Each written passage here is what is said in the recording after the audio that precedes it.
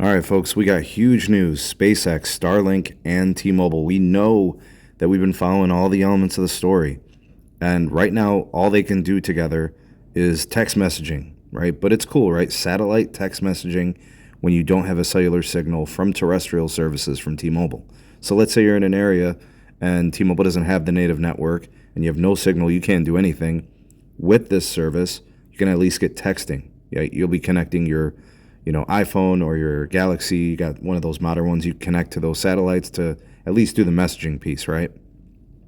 Really what people want is the ability to do what they need to, right? They want data sessions, they want calling.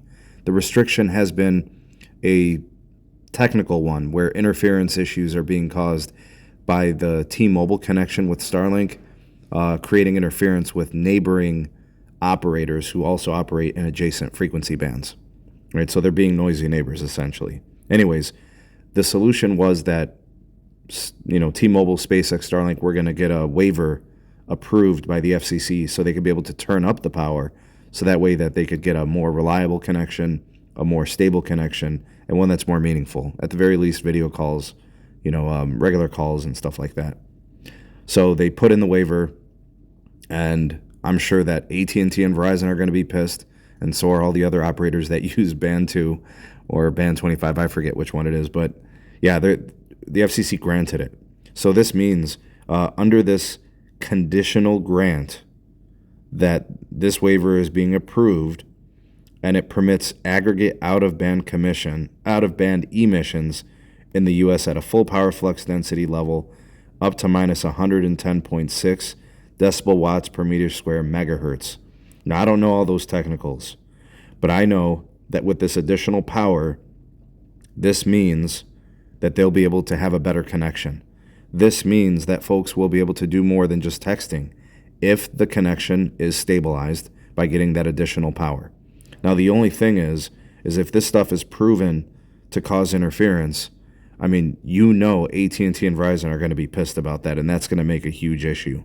They will be knocking at the FCC's door instantly. So that's something we have to kind of wait and see. Now, according to T-Mobile and, SpaceX and Starlink, they're saying that they will be protecting the adjacent band networks from harmful interference while ensuring that customers, consumers, and first responders can use an increasingly robust set of features, even in the most challenging circumstances. I read those two things from you from the grant of approval from the FCC. If anything changes and they discover there are going to be issues, this thing could be retroactively removed. I hope not. I hope it's true. I hope there is no interference. I hope folks that are using this satellite connection, when T-Mobile doesn't have the native network, I want it to be robust. I want it to be good. I want it to be worth paying for, because as of right now, this thing is going to get sold for $20 a month. Or you have to get their most premium plan on T-Mobile. Or I think right now, if you're like an early adopter, you might get it with certain plans for $5. Some plans, I think it's 10 or 15. But hey, look, I just want people to have better connectivity. So if it does not cause interference, if it isn't going to be trouble, then this is a great outcome. If this ends up being problematic, this is not going to be the end of it, right? And look, Elon is basically undefeated at this point. So we'll continue to watch it. We'll continue to monitor the situation. That's the update. That's the news. Like, share, and subscribe. Check out some more of our videos. Drop me a comment. Let me know what you think about this.